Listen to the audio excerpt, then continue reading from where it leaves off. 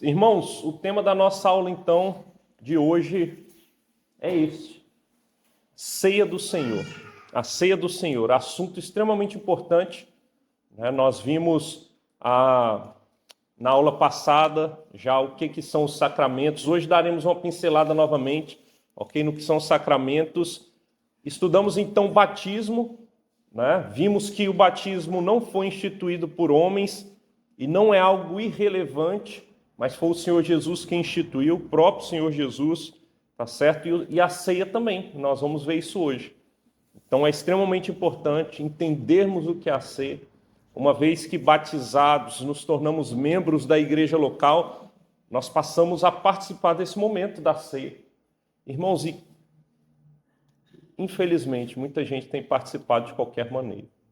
Nós vamos ver por que não devemos participar de qualquer maneira, tá certo? E eu começo com uma pergunta aqui para você refletir. O que a ceia do Senhor significa para você? Te dá uns segundos aí para pensar. O que a ceia do Senhor significa para você? Quantas pessoas não participam da ceia do Senhor sem ter noção do que estão fazendo, né? Vira um negócio extremamente religioso e ritualístico. E a pessoa vai, ela pega aquele pão, ela pega aquele suco de uva, tá todo mundo fazendo, ela levanta lá e faz também, né? E participa, e vai, e segue, já não reflete mais sobre o que significa, né? E hoje nós vamos ver que nós devemos refletir todas as vezes que participamos, ok? Entendendo bem o que significa, né? Todos sabem, eu tenho orado, nós temos orado aqui nas quartas-feiras, para que Deus nos livre da religiosidade. Não tem coisa pior do que sermos meros religiosos. Em que sentido que eu digo isso? Né? A religiosidade vã, aquela religiosidade que virou algo protocolar, que já não parte de um coração adorador, que não parte de um entendimento correto daquilo que faz. Né? Então é importante nós conhecermos as nossas práticas, entendermos por que fazemos, e assim aquela prática passa a ter significância correta. Ok? Então a ceia do Senhor é uma dessas práticas, é um sacramento importantíssimo que devemos compreender para participarmos de maneira correta. Ok? Então vamos dar uma recapitulada no que é um sacramento, né? O sacramento, eu botei embaixo um sacro mandamento ou uma santa ordenança, tá certo? Olha o que diz o breve catecismo, pergunta 92, que lemos também na aula passada. Sacramento, a pergunta do breve catecismo é: o que é um sacramento, né? O que é o sacramento? É uma santa ordenança instituída por quem? Por Cristo, irmãos, na qual, por sinais sensíveis, Cristo e as bênçãos do novo pacto são representados, selados e aplicados aos crentes. Ok? Então é uma santa ordenança, né? É santa, é sagrada, ordem instituída pelo próprio Senhor Jesus Cristo, e por sinais sensíveis, né? Como já disse na aula passada, na ceia, por exemplo, você consegue apalpar o pão, sentir o cheiro do suco do pão, você sente o gosto, paladar, você vê. Então, por sinais sensíveis, as bênçãos do novo pacto, né? A nova aliança em que nós estamos com Deus, são representados e selados e aplicados aos crentes, ok? Então, isso é um sacramento. O sacramento, irmãos, foi instituído por razões sagradas, né? E como já vimos, foi o próprio Senhor Jesus Cristo. Além da ceia do Senhor, ou melhor, além do batismo que o Senhor Jesus instituiu, ele também instituiu a ceia, a Santa Ceia, a ceia do Senhor, chame do jeito que você preferir, ok? Vamos então entender quando a ceia foi instituída. Convido vocês para abrirem as escrituras no Evangelho de Marcos. Evangelho de Jesus, segundo Marcos escreveu. Capítulo de número 14.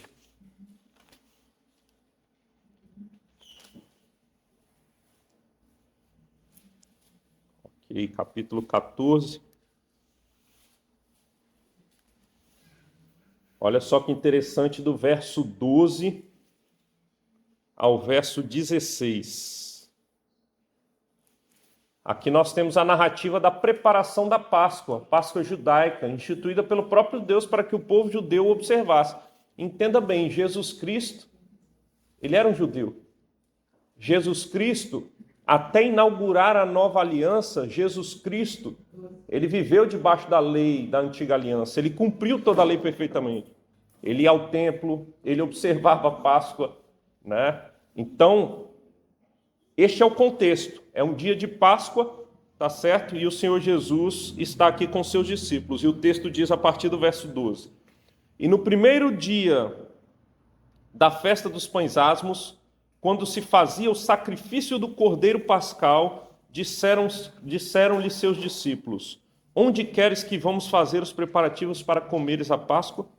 Então enviou 2 dos seus discípulos, dizendo-lhes: Ide à cidade, e vos sairá ao encontro um homem trazendo um cântaro de água. Seguiu e dizei ao dono da casa, onde ele entrar, que o mestre pergunta: Onde é o meu aposento no qual hei de comer a Páscoa com os meus discípulos?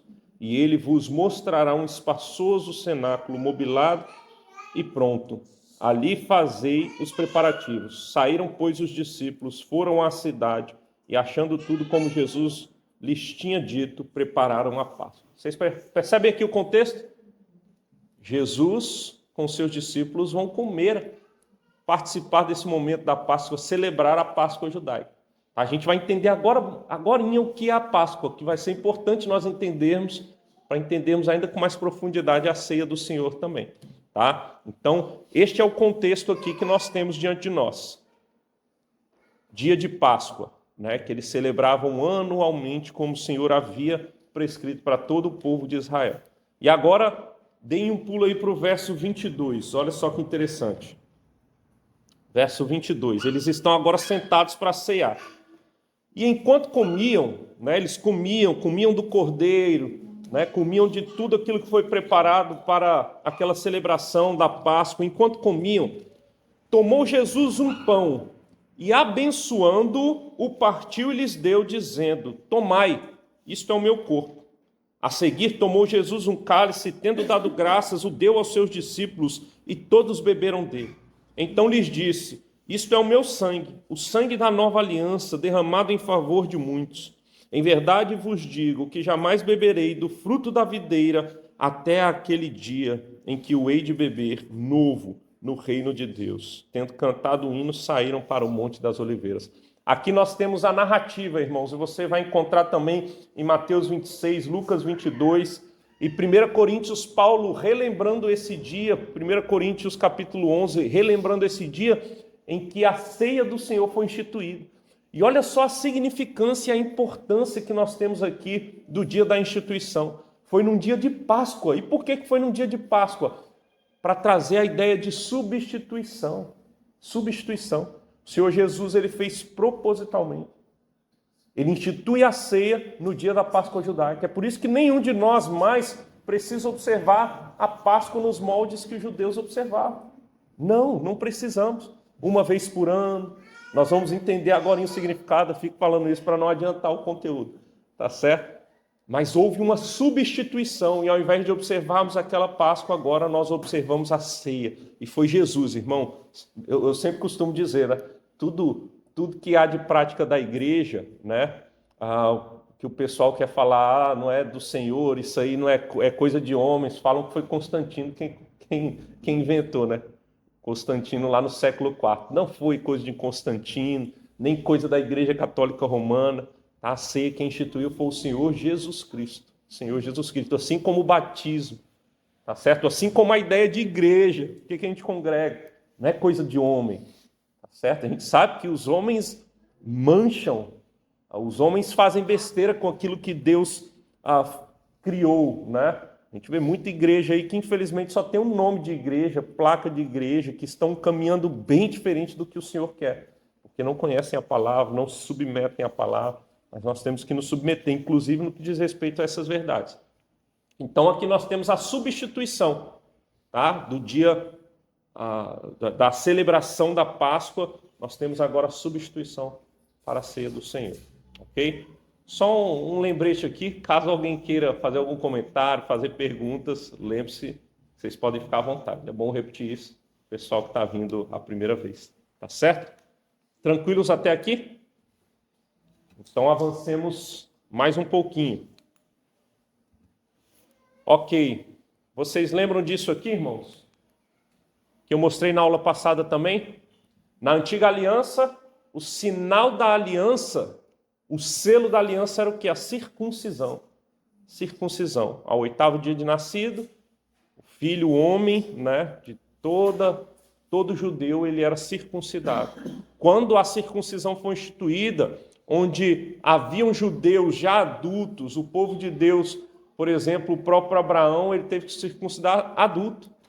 Teve uma geração do povo de Israel que se desviou de tal maneira dos caminhos do Senhor, né, murmurando e tudo mais, aquela geração murmuradora no deserto, né, que quando Josué é instituído, líder do povo de Israel, né, Moisés havia morrido, aquela geração acabou não ensinando os seus filhos, eles tiveram que, antes de entrar em Jericó, antes de fazer a primeira empreitada militar, eles tiveram que se circuncidar, adultos, porque não observaram lá atrás.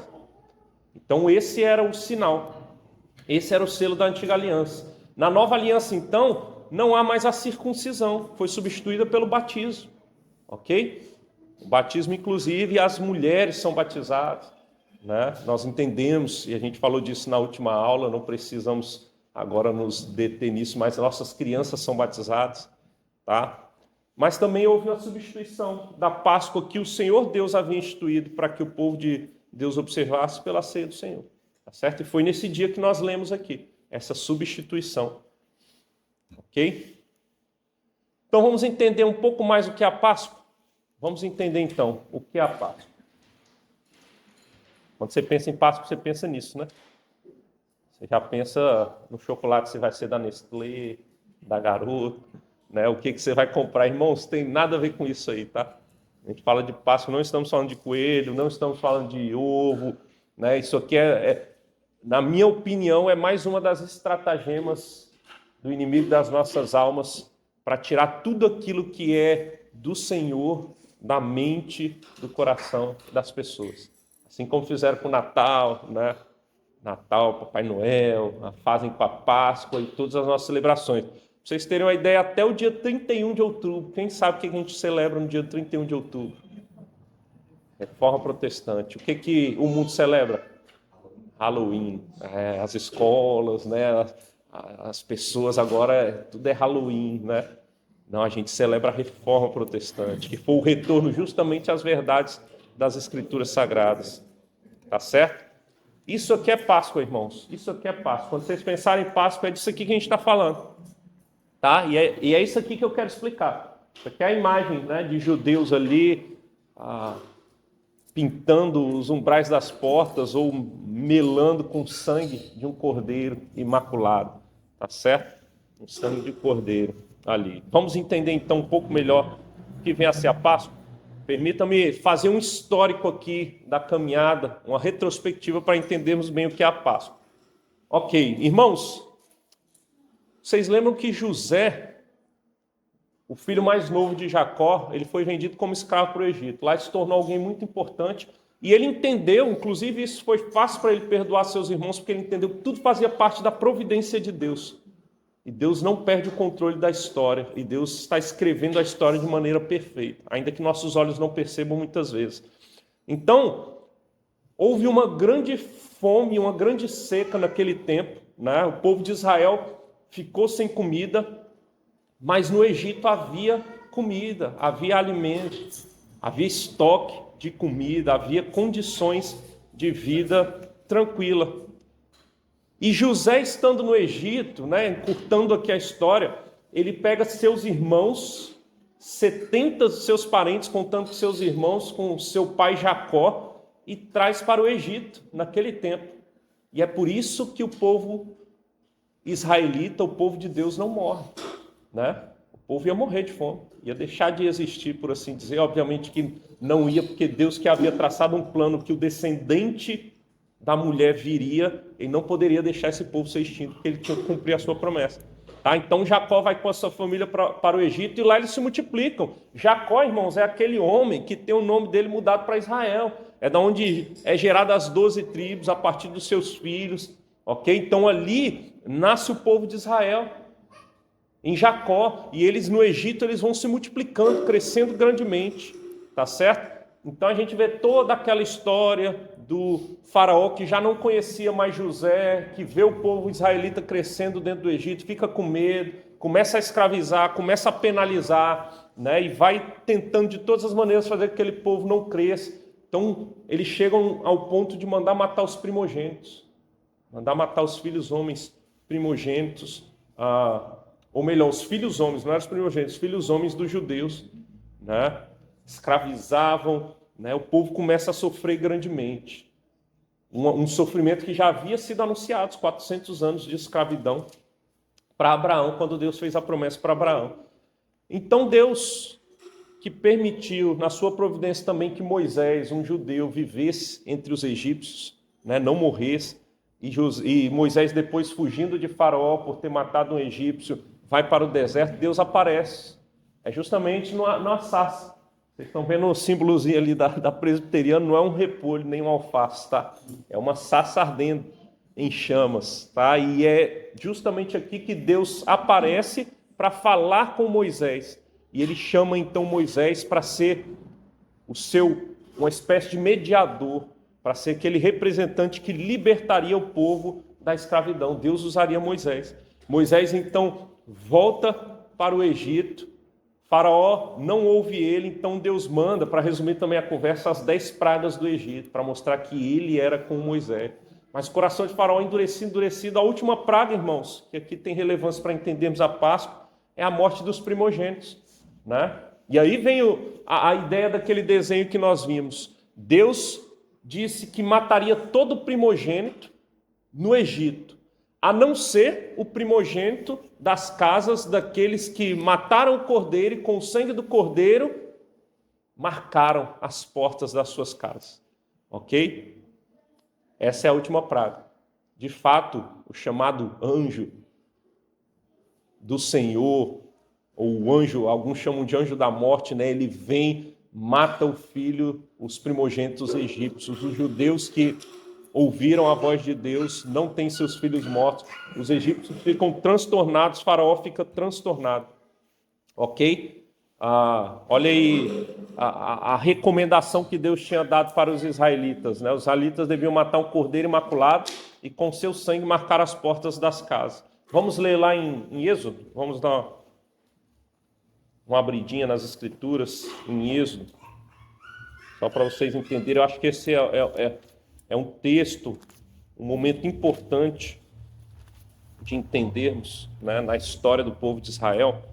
Êxodo 12, verso 7. Aqui a Páscoa é instituída, irmãos, pelo Senhor. Diz assim, ó, Deus falando para os israelitas: tomarão do sangue e o porão em ambas as ombreiras e na verga da porta, nas casas em que o comerem, né? Então eles comeriam aquele cordeiro, mas o sangue seria separado para passar nas portas e nas ombreiras das casas. Olha o verso 12 e o 13. Porque naquela noite passarei pela terra do Egito e ferirei na terra do Egito todos os primogênitos, desde os homens até os animais. Executarei juízo sobre todos os deuses do Egito. Eu sou o Senhor. O sangue vos será por sinal nas casas em que estiverdes. Quando eu vir o sangue, passarei por vós, e não haverá entre vós praga destruidora quando eu ferir a terra do Egito. Foi Deus, irmãos, quem instituiu. Foi Deus quem passou ali, matou os primogênitos egípcios. E vendo o sangue na porta, ele passava por cima. E é justamente o que significa a palavra Páscoa originalmente. A palavra Páscoa significa passar por cima ou poupar. A ideia é que o anjo olhava a casa que tinha o sangue e ele pulava aquela casa e ia para a próxima, né? Esse é o significado da palavra Páscoa. Aqui é instituída a Páscoa para os judeus, né? Aqui eu diria que acontece a Páscoa, depois ela vai ser oficializada para ser observada uma vez por ano pelo povo judeu. Então, irmãos, a partir dessa praga, os egípcios não aguentam mais, Faraó permite que o povo seja liberto. O povo, então, é liberto da escravidão do Egito, onde eles morreriam como escravos. Ali a redenção, ali a salvação, ali a libertação da escravidão. E a Páscoa, então, passa a ser instituída como uma celebração, relembrando os grandes feitos de Deus para a libertação do seu povo. Então, uma vez por ano, por que se matava o cordeiro? Para lembrar o que foi feito lá no Egito e a libertação que Deus deu a esse povo. Tá certo? Era isso que significava a Páscoa. O Deus poderoso que salva o seu povo. Deus poderoso que salva o seu povo. A partir de então, Deus mandou que seu povo tivesse essa data como um memorial. Olha aí o versículo 14 do capítulo 12. Este dia em que aconteceu este fato, a última praga, vos será por memorial, e o celebrareis como solenidade ao Senhor. Nas vossas gerações o celebrareis por estatuto perpétuo. Enquanto a antiga aliança durasse ali, era para eles observarem, para lembrar o que Deus havia feito. Você percebe que Deus é um Deus de celebrações? Nosso Deus é um Deus que faz grandes coisas e quer que nós lembremos essas grandes coisas. E era isso que significava a Páscoa de novo. Ok? Alguma pergunta, alguma questão? Até aqui? Tá certo. Vamos juntar os pontos agora. Entendendo bem o que era a Páscoa, por que ela foi instituída, quando foi, o significado da Páscoa, foi Deus quem instituiu, era algo para ser observado, era uma santa ordenança, uma celebração do Senhor. Vamos juntar os pontos, irmãos. A transição. Vocês perceberam a transição que foi feita? No dia da Páscoa, o Senhor institui a ceia do Senhor. E aqui eu pulo para esse slide aqui com vocês. E olha só que maravilha. Isso aqui para mim, irmãos, é a coisa mais magnífica e maravilhosa. Quando eu vejo a harmonia das Escrituras Sagradas, Antigo e Novo Testamento se encaixando.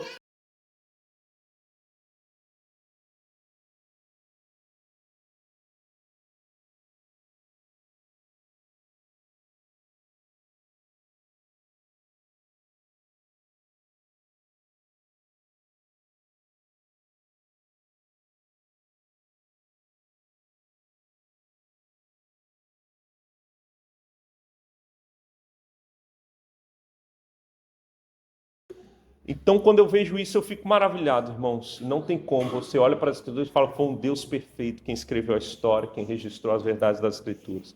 Irmãos, o cordeiro lá da Páscoa, que era morto e era comido, seu sangue indicava, apontava a libertação que o povo recebeu, eles terem sido poupados. Ele representava Cristo Jesus, já era um apontamento para o que Cristo faria. E Jesus Cristo, irmãos, ele é chamado no Novo Testamento pelo apóstolo Paulo, em 1 Coríntios capítulo 5, verso 7, de o Cordeiro Pascal. Ele é o verdadeiro Cordeiro que nos dá libertação. Ele é o verdadeiro Cordeiro que nos salva. É por meio não do sangue daqueles cordeiros, na verdade, eles apontavam para aquele que derramaria de uma vez por todas o seu sangue. A Páscoa, irmãos, ela relembrava, ela representava a libertação do povo de Israel da escravidão da terra do Egito. A ceia do Senhor, ela nos lembra que fomos libertos da escravidão do pecado por meio de Jesus Cristo. Vocês percebem a ligação? Vocês percebem o apontamento? E quando aquilo que é de fato vem e acontece, não precisamos mais daquilo que era um apontamento. O Senhor Jesus veio de uma vez por todas e nós fomos libertos da escravidão, e não só da escravidão, mas da condenação que seria derramada sobre nós, que nós teríamos sobre nossas cabeças para todo sempre. O Senhor nos libertou e nos deu redenção, assim como Ele deu redenção para o povo dele, na antiga aliança lá do Egito, da escravidão, da morte, que era certa se eles continuassem ali. Ele nos libertou da escravidão, da morte, nos deu redenção, salvação, irmãos. Aí a gente vai entendendo, dentro da transição, o significado, né, desses sacramentos que o Senhor Jesus, ele institui, ok? E aí a gente entra na ceia do Senhor, então. Entendermos bem a ceia do Senhor. Pode falar, Vladimir. Isso é uma pergunta, não sei se é própria no momento, mas... Pode fazer. Você falou uma coisa que é verdade, né? O Novo Testamento, vamos usar uma palavra assim, né? Combina com o Velho Testamento, né? Uhum. E a ceia é um exemplo clássico disso, quando Paulo, que é um judeu, fala que isso representa o Cordeiro Pascal. A minha pergunta é, por que o judeu hoje, né, ele é tão reticente, por que ele não aceita Cristo? O judeu tradicional só aceita o Velho Testamento. Né? Se a Bíblia aponta tão claramente, né, várias situações do Antigo Testamento que apontam para Cristo, o Novo Testamento, o Velho, por que eles são tão reticentes a aceitar Cristo como Messias? Entendo. Eu não entendo isso, me parece tão contraditório. E isso é um pouco mais teria que aceitar Cristo, né? Eu não sei se você sabia, Vladimir, mas os judeus eles consideraram no primeiro século Jesus Cristo um blasfemo, né? Então Jesus veio para os seus, é de impactar mesmo, porque o próprio Senhor Jesus ele fala como é impactante naquele tempo. Ele vem para os seus, o seu povo da antiga aliança, e os seus o rejeitam, né? E é aí que as portas se abrem, inclusive, para os gentios, né? Lógico que já ia se abrir, mas o Senhor Jesus ele usa dessa ocasião para dizer, então vamos aos gentios, né? Então ele veio, e de fato eles negaram. Eu digo assim, tá, tudo bem, se tivesse negado até naquela época, né? Tudo bem. Mas agora que passou tanto tempo, já tem material para estudar e ainda são incrédulos. Pois é. Só que aí vem o ponto que eu ia destacar aqui, que já naquela época eles consideraram, grande parte, a maioria dos judeus, consideraram o cristianismo uma seita dentro do judaísmo, entende? Então eles entenderam que o cristianismo era uma seita que surgiu a partir de um líder religioso que era Jesus, o blasfemo, que surgiu essa seita dentro do judaísmo por parte de alguns judeus, porque todos os primeiros discípulos eram judeus, né? Você pega os apóstolos judeus, os 120 que estavam lá no dia do Pentecostes eram todos judeus, né? Por isso que os outros judeus que chegam para a festa do Pentecostes estranham, porque eles estão falando na língua desses outros judeus que moravam em outras regiões, que foram a Jerusalém, né, para essa festa. Então, eles consideravam. E eu diria que é pelo mesmo motivo hoje, né, a tradição judaica foi considerando o cristianismo, esses que não se renderam, uma seita, e por isso hoje existem os mesmos judeus tradicionais lá daquele tempo, se bem que dentro do próprio judaísmo tem várias já vertentes, né, mas eles também consideram como aqueles daquele tempo. E a gente nunca pode esquecer, por isso que a doutrina a gente sempre tem que lembrar dela como um todo. Sabe quem vai entender? Seja ele judeu, seja gentil, porque talvez a gente pense, por que o gentil, né, crê e outros não creem, assim como alguns judeus creem e outros não creem. A gente volta para a questão da eleição, para a questão da predestinação, para a questão da graça de Deus que abriu os olhos de alguns judeus e outros, ele simplesmente deixou a própria sorte. Se não fosse a iluminação do Espírito na vida dos judeus que creram, eles não creriam, né? Assim como dos gentios que creem porque o Senhor abre os olhos. Então é por esse motivo, e isso mostra de maneira clara, Vladimir, né, na sua fala, e eu concordo, né, porque o judeu está tão claro, né, para eles, o Messias anunciado está tão claro que é Jesus, né? Isso mostra para todos nós que não depende de quem quer nem de quem corre, mas de Deus usar de misericórdia, né? Mostra que a graça é de Deus, mostra que o homem por si só, ele é incapaz de se achegar a Deus, ele é incapaz de crer, ele é incapaz de se salvar, né? Ou de crer para a salvação. Tem que ser uma ação externa, uma ação do Senhor. Então seria essa a explicação, né? Tanto para aquele tempo como para hoje, seja para judeus, aplique para os gentios também, é a mesma coisa, né? Se não for a graça de Deus, não vai, né? Não vai. Se não fosse o Senhor ali com Nicodemos abrindo entendimento, porque outros fariseus não creram, eram tão conhecedores, né? É por isso que a sabedoria deste mundo é tolice aos olhos do Senhor. Porque por muitas vezes a gente sabe, se considera sábio, né? Deus vem e mostra, a sua sabedoria não serve de nada, se não for eu te agraciando, né? Então eu diria que é por esse motivo. É por esse motivo. Ceia do Senhor, irmãos. Olha o que é a ceia do Senhor. Breve catecismo, pergunta de número 96, sobre o que é a ceia do Senhor. A resposta é: a ceia do Senhor é o sacramento no qual, dando-se e recebendo-se pão e vinho, conforme a instituição de Cristo, foi ele que fez assim, se anuncia a sua morte, e aqueles que participam dignamente tornam-se não de uma maneira corporal e carnal, mas pela fé, participantes do seu corpo e do seu sangue, com todas as bênçãos para o seu alimento espiritual e crescimento em graça. Ok? Isso é a ceia do Senhor, irmãos. O que é que não pode faltar na ceia do Senhor? O pão e o vinho. O pão e o fruto da vide, né? O suco de uva, não pode faltar. Tá? O Senhor instituiu dessa maneira e não pode faltar. O que é exigido. Quantidade. Não é dito. Né? O tamanho do pão. Né? O tanto de vinho que você vai tomar, do suco de uva que você vai tomar. Né? Tem pão e vinho. E o que eles anunciam? Eles anunciam a morte do Senhor. É muito importante lembrar isso quando você vai cear. Tá certo? Como eu sempre costumo dizer, a ceia não é um cafezinho que você toma depois do culto.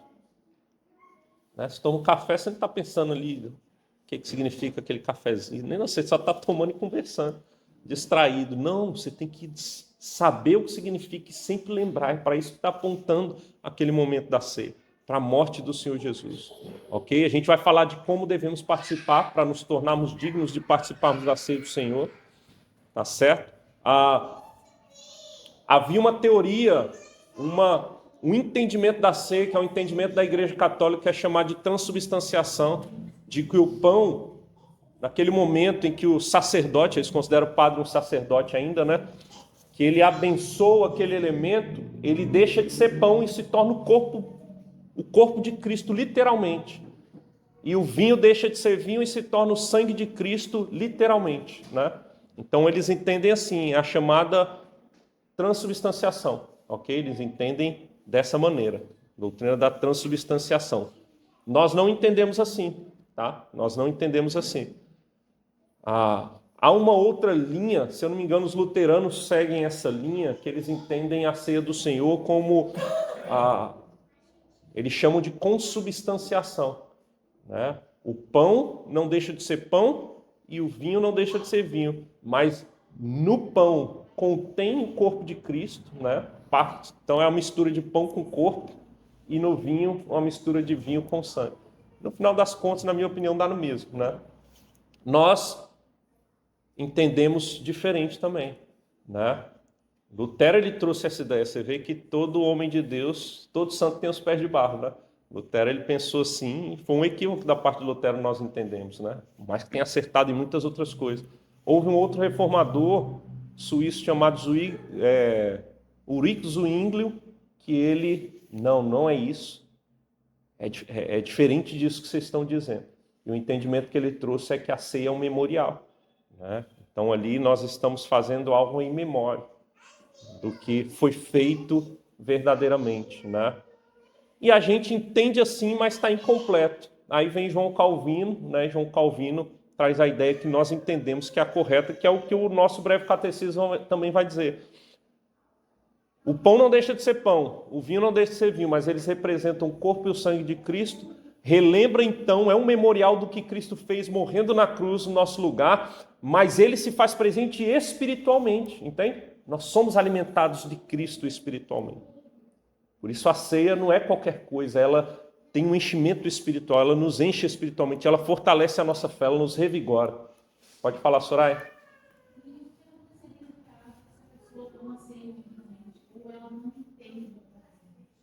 A gente vai ver, eu vou adiantar, mas a gente vai ver agorinha, né, que o texto do apóstolo Paulo, quando escreve aos Coríntios, ele vai dizer que ele se torna réu do corpo de Cristo, culpado, né? Então é um pecado, né, cometido, participar indignamente, né? A gente vai ver como nós devemos observar a ceia para participarmos de maneira correta. Por isso eu não sei se vocês já perceberam que todo domingo de ceia aqui tem toda uma explicação. Talvez alguém pense, mas pastor, já explicou quantas vezes? Eu vou continuar explicando. Eu já entendi, pastor. Pastor, já entendi para quê, né? Eu vou explicar, irmãos, né? Porque eu não quero que ninguém se torne réu do corpo, do sangue, né? Que a gente vá acumulando pecados contra Deus diante da mesa do Senhor, entende?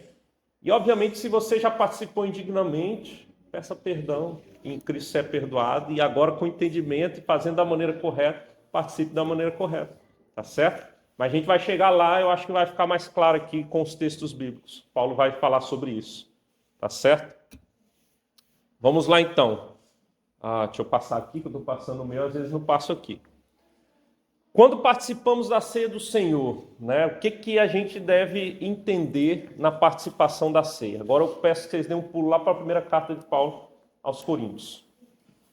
Capítulo 11. Deixa eu olhar a hora aqui. Ok. Capítulo 11. Primeiro aos Coríntios, capítulo 11.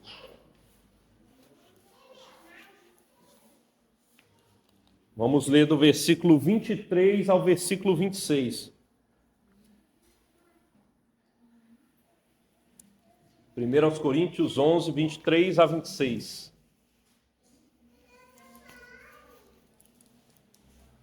Diz assim, ó. Posso ler? Acharam aí, né? Ok. Porque eu recebi do Senhor Jesus o que também vos entreguei. Que o Senhor Jesus, na noite em que foi traído, tomou o pão. Está lembrando aquele dia que foi narrado lá por Marcos, tá? Na instituição da ceia. Tomou o pão. Tendo dado graças, o partiu e disse, isto é o meu corpo, que é dado por vós. Fazei isto o quê? Em memória de mim. Percebe a ideia do memorial aqui. Façam em memória de mim. Por semelhante modo, depois de haver ceado, tomou também o cálice, dizendo, este cálice é a nova aliança no meu sangue. Fazei isto todas as vezes que o beberdes em memória de mim, porque todas as vezes comerdes este pão e beberdes o cálice, anunciais a morte do Senhor até que ele venha.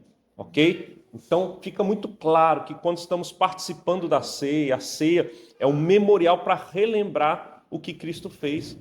Tá certo? Nós estamos lembrando, irmãos.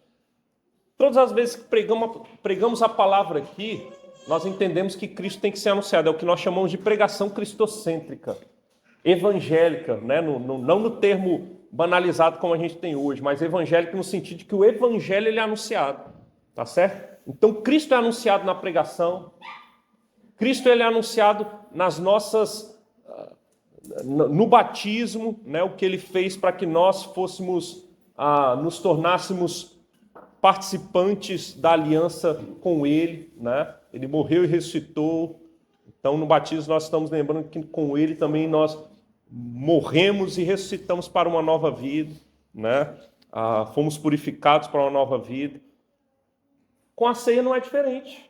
Ela está relembrando o que Cristo fez. É o evangelho sendo dramatizado, por assim dizer.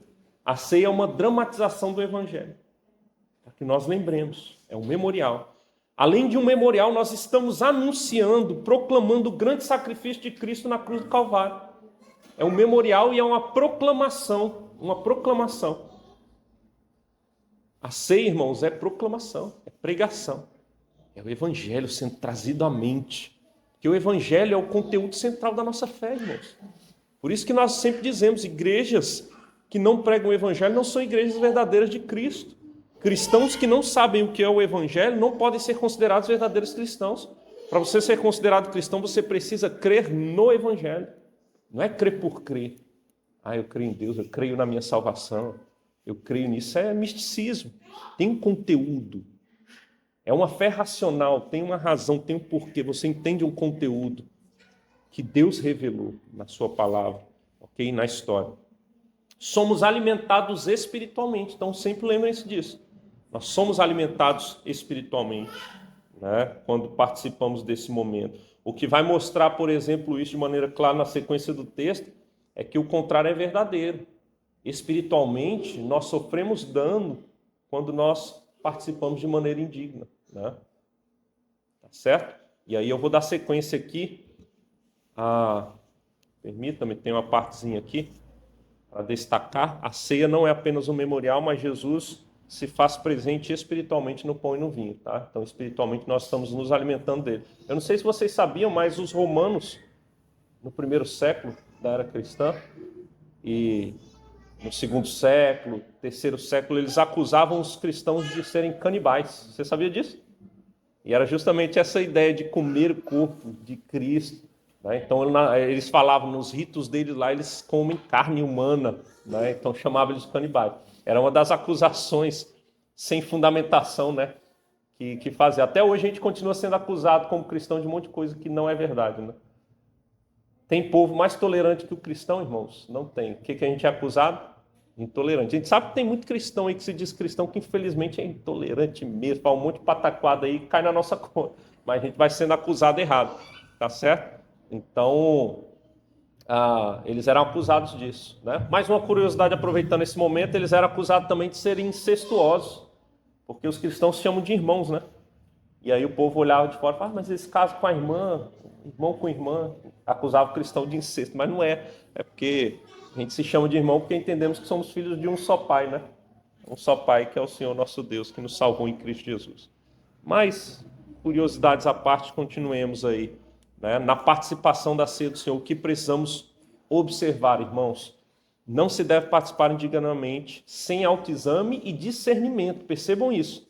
Olha aí o verso 27 na sequência do texto, o que o apóstolo Paulo vai dizer. Por isso, aquele que comer o pão ou beber o cálice do Senhor indignamente, será réu do corpo e do sangue do Senhor. Réu, culpado, considerado culpado do corpo e do sangue do Senhor.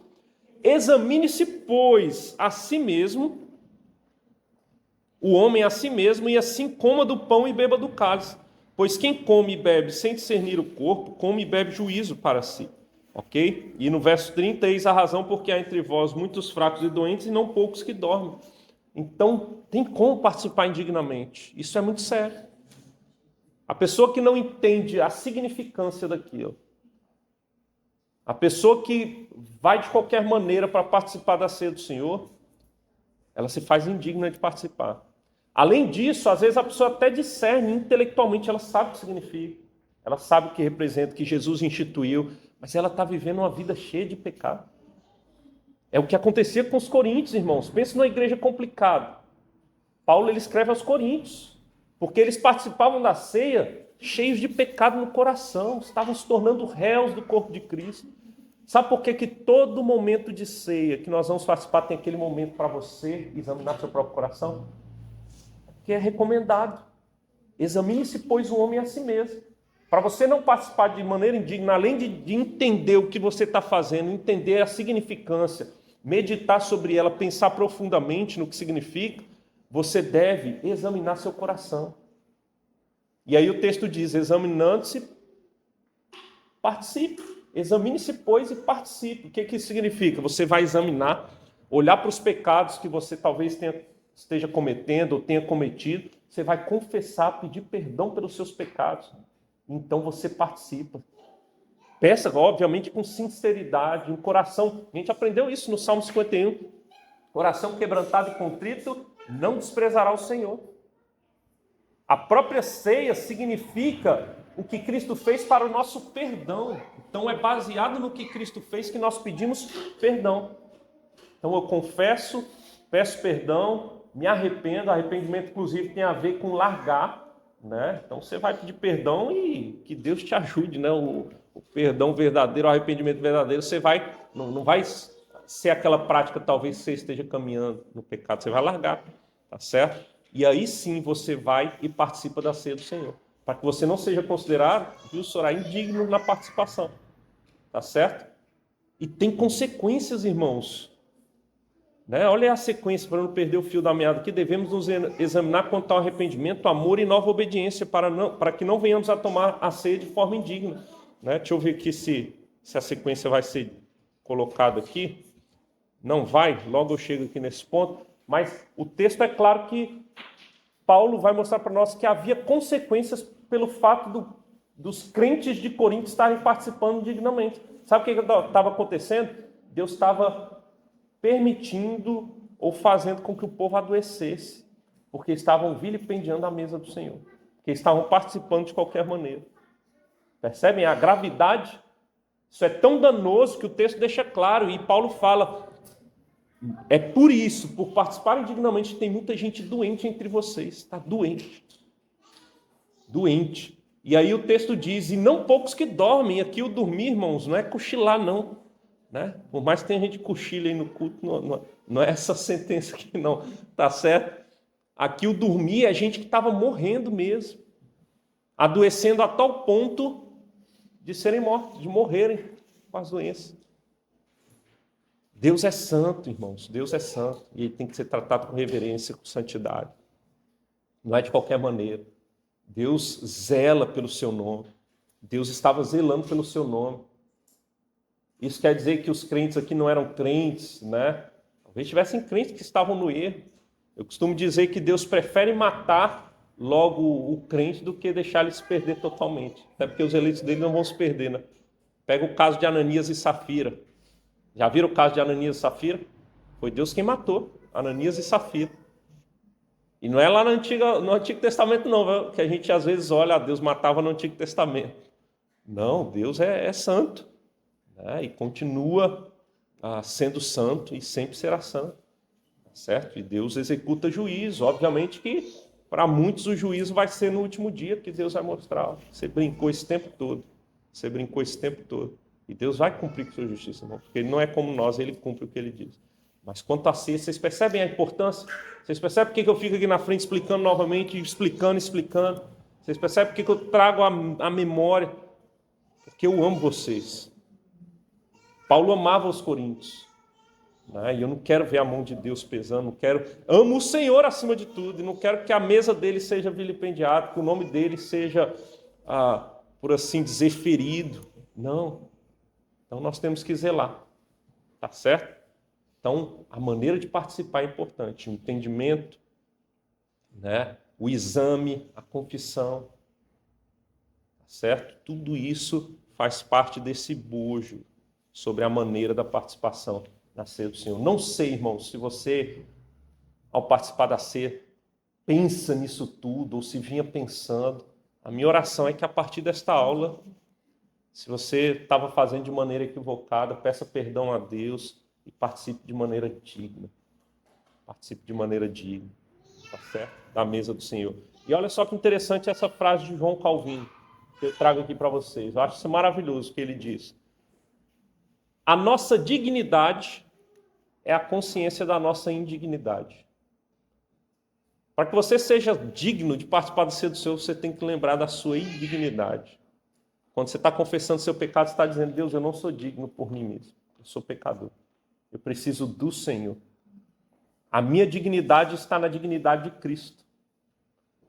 O que me permite participar é o sangue de Cristo. O que Cristo fez por mim é que permite que eu participe da ceia do Senhor. Eu sou indigno por mim mesmo. E por ser indigno, eu preciso do Senhor e do sangue dele me lavando. Eu preciso do mediador. E é ele que me torna digno. Então, o reconhecimento da indignidade, e quando a gente bota os nossos olhos em Cristo, confia nele, é o que nos torna dignos de participarmos da ceia do Senhor. Ok. Então, irmãos, caminhando aí para finalizarmos, a ceia do Senhor é para aqueles que creem no sacrifício de Cristo e professam sua fé nele. Talvez muita gente pergunte: por que só pessoas batizadas é que podem participar da ceia? É porque o batismo é a admissão na igreja visível. Não é o batismo que te salva, não é a partir do batismo que você agora é um crente. Mas a igreja visível admite aquele que agora nós entendemos que já é salvo, entende?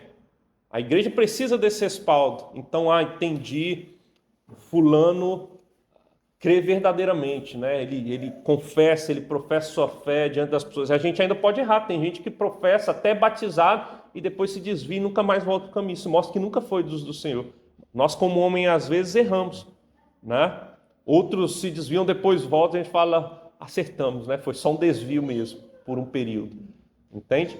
Mas nós, como igreja, temos que ter esse cuidado.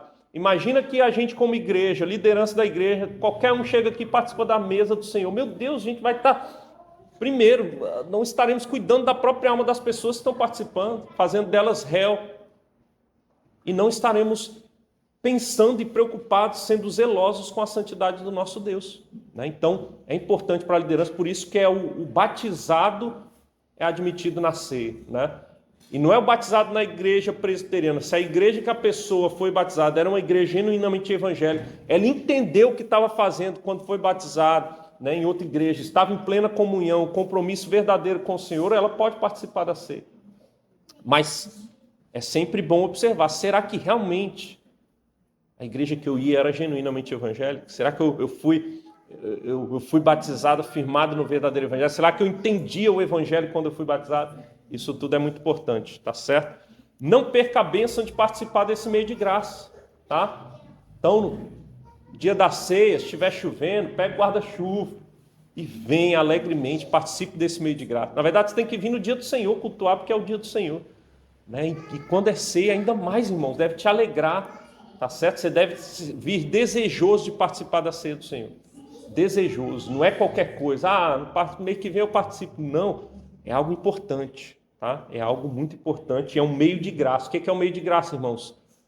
São aqueles instrumentos que Deus usa para nos agraciar, são o que nós chamamos de meios de graça, para derramar graça sobre nós, para nos comunicar da sua graça, para nos fortalecer, para nos alimentar espiritualmente. Então a pregação da palavra é meio de graça, a oração é meio de graça, comunhão dos santos, né? E os sacramentos. A ceia do Senhor é um meio de graça, onde somos fortalecidos. Tá certo? Ok, e algumas aplicações então, irmãos, finais aqui, pensando nessas verdades, tá? Que vimos, algumas aplicações finais. Somos diferentes. O povo de Deus é um povo diferente. E quando eu falo que é diferente, isso não quer dizer que você vai bater no peito se achando bom. Nós somos diferentes pela graça de Deus, Ele nos fez diferentes. Nós estávamos no mundo como todo o resto da humanidade. Ele nos chamou. A salvação é graça. A salvação, os méritos são de Cristo. Os méritos são do Senhor, nosso Deus, do Deus triuno, não nosso. A gente já viu isso em outras aulas. Tá certo? Mas uma vez que Ele nos chamou, Ele nos tirou desse mundo. A palavra igreja, eclesia, significa chamados para fora. Uma nova realidade nós pertencemos. A palavra santos, e nós somos santos, e um dos aspectos da palavra é que nós somos separados. Já viu que Paulo chama os crentes de santos? Né? Não no sentido de que são puríssimos e que não têm mais pecados ou que não escorregam e cometem pecados. Nós ainda temos essa tensão e essa luta. Somos separados no sentido que já pertencemos ao Senhor. Tá certo? É nesse sentido. Tá certo? Então, e somos tidos como justos diante de Deus por causa de Cristo Jesus. Então, nós somos diferentes. Os sacramentos mostram isso. Os sacramentos são os instrumentos que Deus usa para fazer a diferença visível entre os que pertencem à igreja e os de fora. Diferença visível, né? Então, se você senta à mesa do Senhor, Ele diz, façam isso até que eu volte.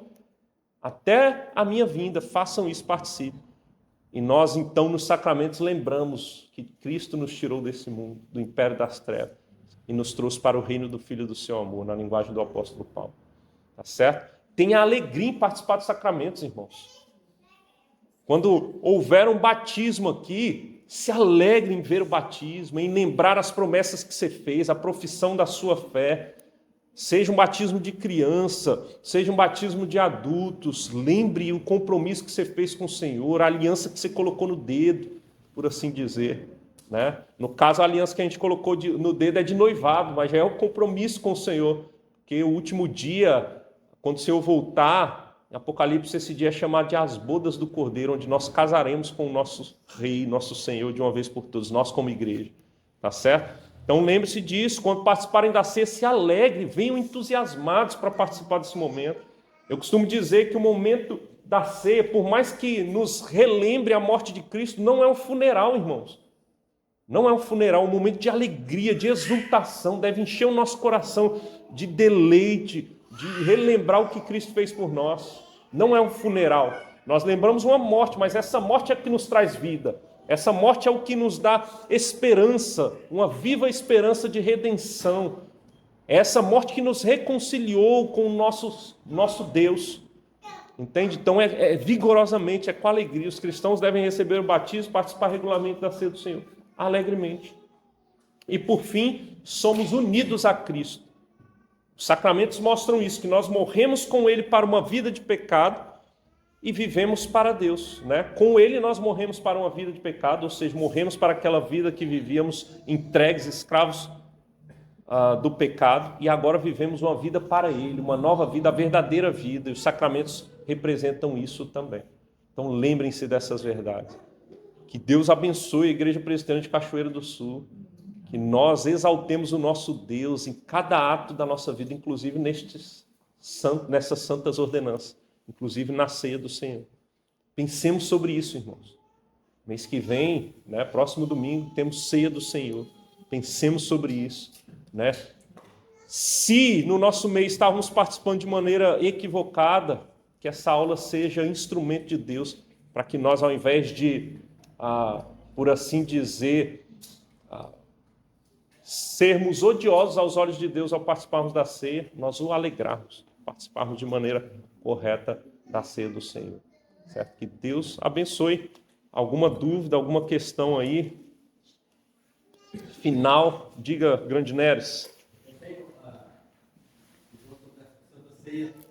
E o batismo é o selo da aliança. Nós selamos a aliança com Cristo. E a Santa Ceia é quando nós relembramos que nós fazemos parte desta aliança de Deus. E quando nós participamos da ceia ritmicamente, nós estamos falando, ó, o Senhor cuida da sua parte, mas eu quero ficar na minha aqui, eu vou ficar na minha parte. Ou outras vezes eu falo, eu não faço parte dessa aliança ainda, estou participando.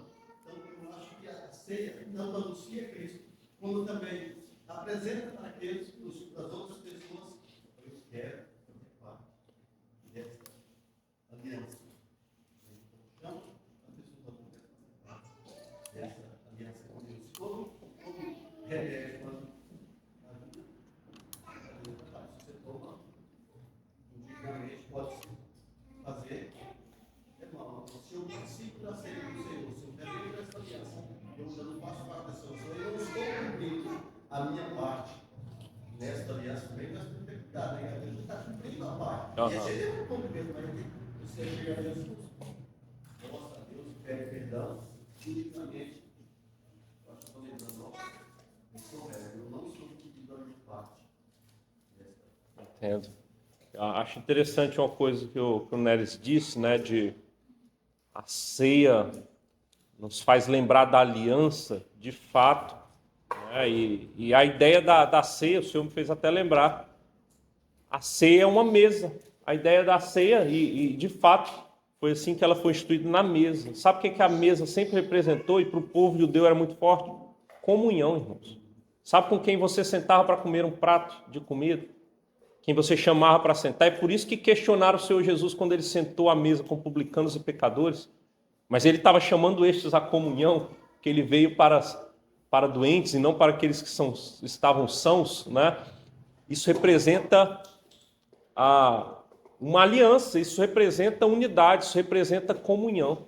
Né? Então a ceia do Senhor representa que nós somos o seu povo, que agora temos comunhão com ele. Outrora não éramos povo, né? Não tínhamos comunhão. Mas agora nós temos, e a gente faz isso até o dia que o veremos face a face, né? E cearemos com ele sempre e sempre, né? Sem mácula, sem essa possibilidade de participarmos indignamente, nunca mais. Fale, Juan.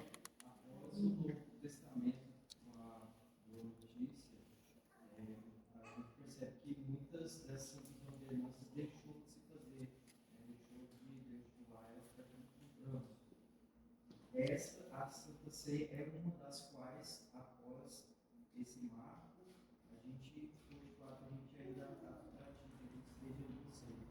Há outras, conseguiria dizer para nós, se há outras também, além da ceia, o Senhor que após esse marco, porque houve essas que foram separadas e as que ainda permaneceram. Sim. O que acontece, Juan? Na aula da aliança, eu acho que deu até para dar uma pincelada nessa ideia, né? Da transição de alianças, né? Os únicos sacramentos que nós temos na nova aliança é batismo e ceia, né? Batismo e ceia do Senhor.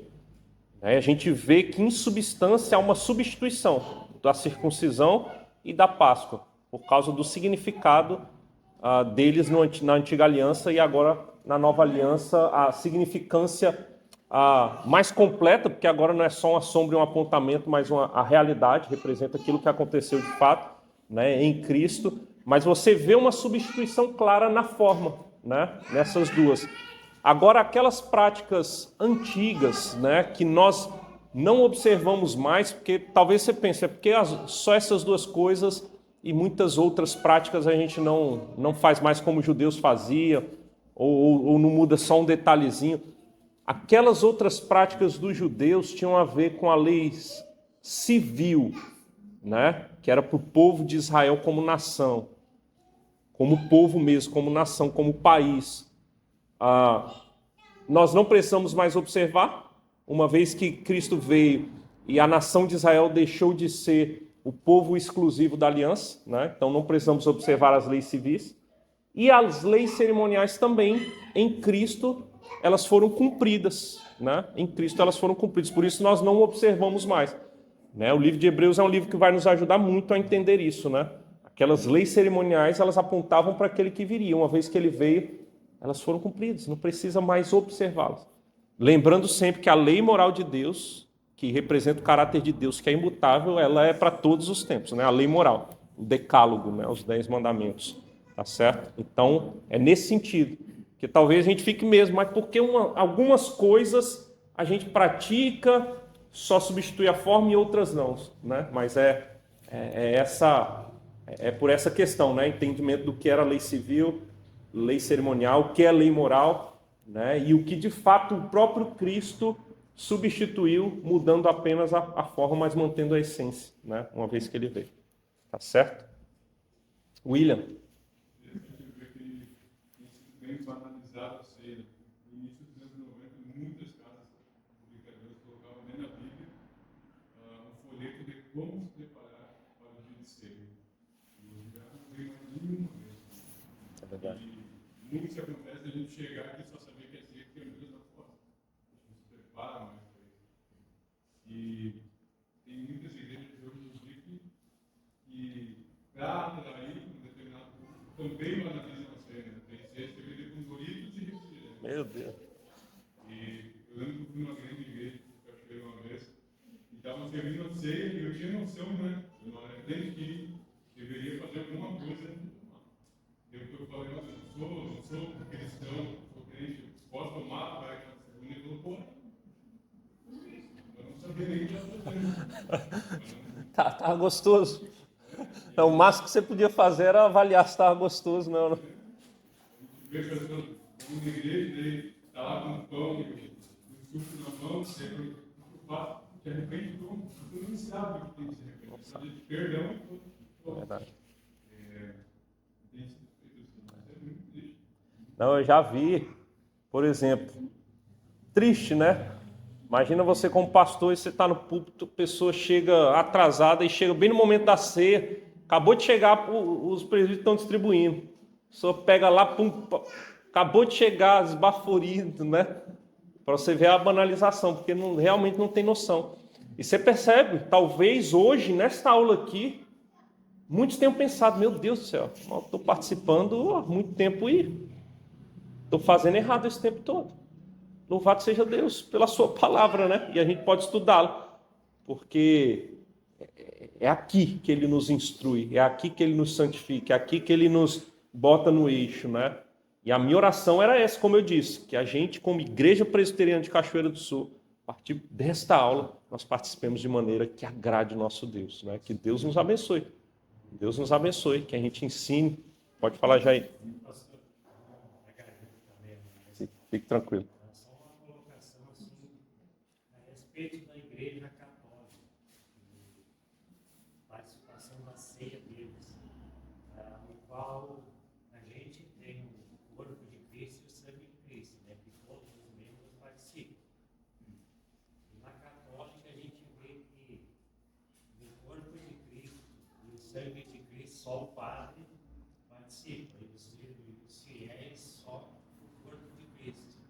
Isso aí é indignamente que ele participa. Eu diria que é indigno mais do que isso, até pelo próprio entendimento e até pela compreensão do evangelho, que lá é imaculado, né? Lá o evangelho não é puro, então deixou de ser evangelho. Então esse é o principal erro deles. Eles participam firmados em algo que não é o fundamento da fé cristã, né? A Igreja Católica se desviou grandemente, a gente olha para a história e sabe disso.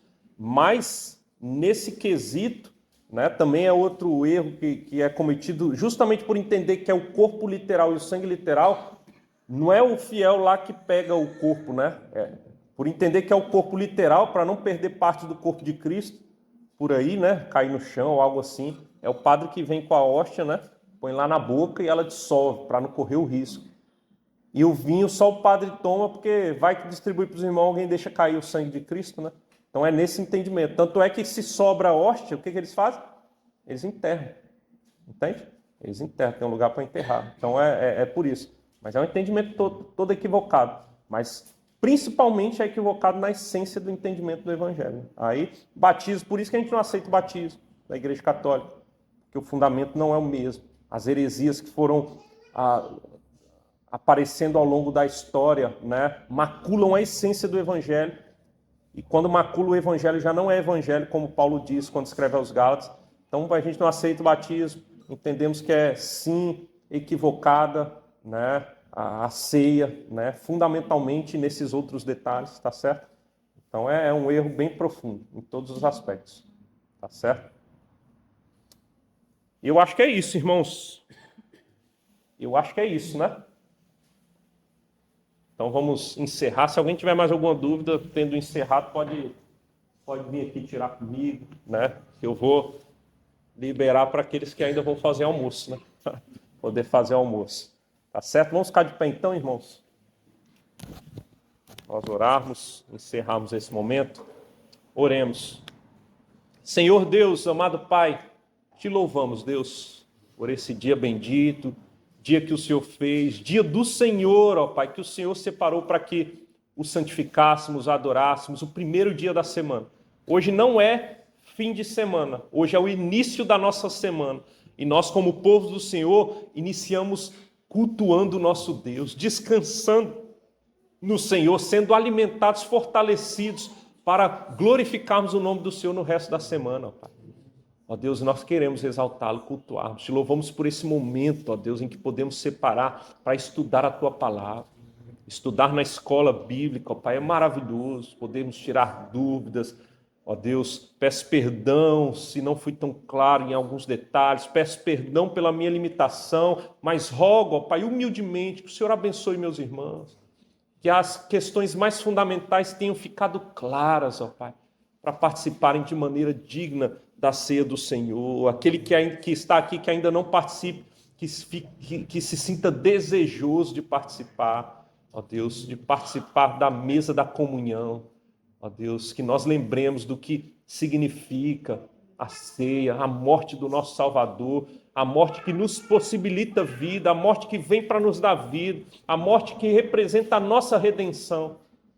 Te louvamos, Deus, te louvamos.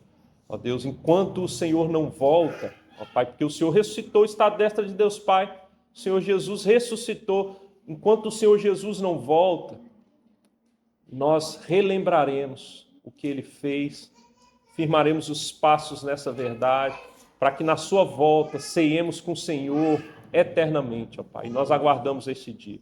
Enquanto isso, fortaleça a Tua igreja, livra-nos dos erros, ó Pai. Que participemos desse momento e do culto ao Senhor e de todas as coisas que envolvem, ó Deus, as nossas práticas e disciplinas espirituais, que participemos de maneira alegre, ó Deus, retumbantes no Deus da nossa salvação. Que lembremos que por meio de Cristo fomos unidos ao Senhor, somos um corpo e o Senhor é o nosso cabeça, ó Deus, e por isso nós te louvamos, te damos graça e alegremente oramos no nome de Jesus. Amém. Amém.